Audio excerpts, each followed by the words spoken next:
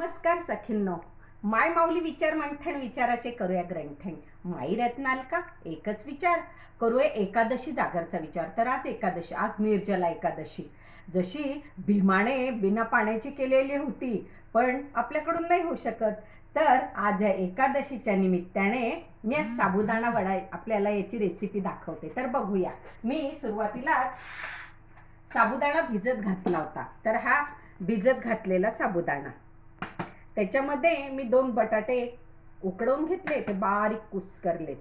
त्याच्यानंतर याच्यात मी शेंगदाण्याची चटणी केलेली आणि त्याच्यानंतर हे सर्व मिश्रण दाण्याच्या कुटासहित हे सगळं मिश्रण एकत्र केलं आणि याचे छान असे गोल गोल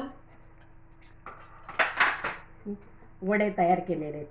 हे वडे मी आता तुमच्या समोरच बघा, मी इथे तेलात टाकते.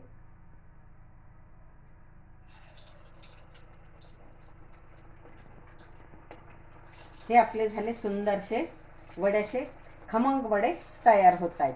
आज तेलामध्ये वडे तयार झाले. आता हे मी कमीत कमी 2 मिनिटात तेलात छान तळू देणार आहे, म्हणजे सुंदर तयार होतात.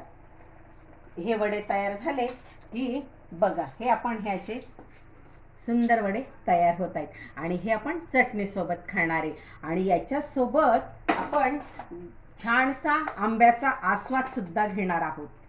तर चला ग सखींनो, सर्वजणी वडे खायला या माझ्याकडे. धन्यवाद.